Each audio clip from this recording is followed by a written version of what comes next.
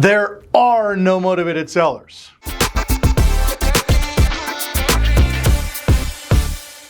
At least that's the myth that's keeping a lot of real estate investors from really being successful in this market.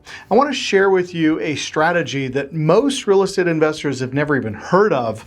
And if you are not yet a real estate investor, I would encourage you to start with this one strategy because it's going to get you into better deals in better places, and it doesn't require you to have any cash to get started because these types of deals are ripe with motivated sellers. The reason being is that they need to sell fast before they lose everything to the local municipality. Also, they often have no money or no resources, or in some cases, and this is a sad part of it, is that they don't have any mental or emotional capability to handle the sale. Also, they often won't reach out to you directly, so you're going to need to be the proactive pursuer. But believe me, once you find them, once you get them in front of you, they are well worth the investment of time. And I'll show you in just a moment how motivated that these people actually are. Also, you don't need any money to do this. Now, this is probably my favorite part because a lot of people say, I can't be a real estate investor or I can't get started as an entrepreneur because I don't have any money. Well, with these deals, you don't actually have to have any, because when you find these lucrative liens, 100% funding, not only for the acquisition, but also for the rehab, could be available for you. How? Because we're only paying 10 cents on the dollar to purchase these homes. Yes, 10 cents on the dollar. I'm talking about a $400,000 house, potentially for just $40,000. I've had clients buy houses for just $1 by following this simple strategy. Now, here's the other best part. You don't need credit, you don't need cash, you don't need a partner, and you don't need collateral because these deals literally sell themselves.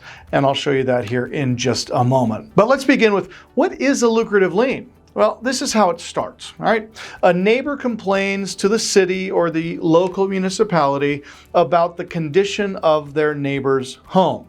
So we've all been there, right? We've got the neighbor who stockpiles trash in the front yard. They got spare tires laying around everywhere, and their house is devaluing all of the surrounding properties. So what can you do? Well, great news. You can contact your local municipality, usually your code enforcement division within your city, and you can file a formal complaint. It begins verbal, it goes to a written complaint, and then they send a code enforcement officer out to the property to get the homeowner to comply with the habitability standards of that local community. So they'll start by giving them a verbal warning. Hey, you need to clean up your trash. You need to mow your yard. You need to get rid of the spare tires. And then it'll go to a more formal complaint. Hey, you've got 30 days to get this taken care of, or we, the city, are going to come in and remove all of the trash and cut down the weeds, and then they're going to invoice the homeowner for this. Now, here again, if the homeowner is in a situation where they don't have any money or their mental capabilities aren't in a place that they can physically go out and take care of the problems, now they're going to start incurring fines because they can't comply with what the city's needs are. That's where you and I come in. Now, when we go to our city and notify them that we are real estate investors and that we have the ability to help people in these difficult situations, the city will contact you directly. So you become the go-to investor in your local market to help the city take care of some of these situations. Now, I'd love to tell you that I just am a brilliant investor and I just knew that these types of opportunities existed, but that would not be the truth. Fact of the matter is, I have a van and on the side of it says, I buy houses. And one day it was parked out in front of my building and I had a lady walk in the front door right into the lobby. And she said, hey, I understand you buy houses. And we said, well, yeah, we buy houses. What's the situation? And she says, well, the city won't leave me alone. They're harassing me. And they're telling me that if I don't sell my house or get out of my house, that they're going to condemn it and they're going to scrape the property. Now, that's a problem for the homeowner, not only because she has equity in this home, it's where she's lived for many years, but also where's she going to go? Who's going to house her if she doesn't have income or employment? So you can see that there's just all kinds of challenges all along the way. Now, what is she going to do to comply? Is she going to rob a bank? Is she going to knock off a liquor store? If she abandons the house, she gets nothing for it, and she doesn't have anywhere to go. But what she can do is she can call somebody like you or me who are trained in what we call lucrative liens. I want you to write that down. Lucrative liens. Now, it works just as you can imagine. City files a formal complaint. We go out, we meet with the homeowner. We identify what their issue is, and then we determine what is it going to take to fix the property up, to clean it up, to get it up to the city's habitability standards, and then we're going to help them get into a place that's maybe more affordable, not so much house for them to take care of, help them clean up the trash, the rubbish. This brings the property back into compliance with the city, and it puts the homeowner in a much better place. So this woman walks into my office and she explains what's going on. Now, up to this point, I had never dealt with lien abatement. I had never dealt with the city on code enforcement.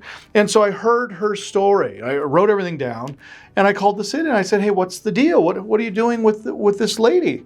And they explained to me that the house that she was living in is one of the worst drug houses in the entire county. Over the course of the last 24 months, the cops had been called to this property over 220 times. Not only was drug dealing taking place in this home, prostitution was taking place in this home, and neighbors had complained about guests taking showers in the front yard with a hose completely naked. All of this taking place while their kids are trying to walk to school. Now, this is a very extreme example, but I can assure you these types of things take place all over the United States of America. That's what I love about this lucrative liens opportunity is we get to go in and help not only the homeowner who's in these difficult situations, but the neighbors who are in these difficult situations. So I said to the city, I said, look, if I get involved, I will help her move to affordable housing. I will take care of the property. I will clean it up. I will fix it up.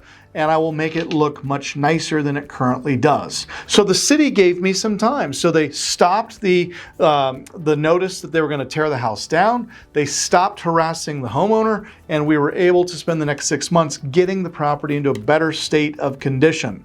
Now, when it was all said and done, the homeowner got cash so that she could move. We took what was the worst drug house in the entire county and turned it into one of the nicest homes on the block. A house that was worth pennies on the dollar soon sold for almost $200,000 to a nice occupant homeowner that to this day is living in and enjoying and dwelling in that home. The neighbors are happy, the cops aren't getting called, everybody wins.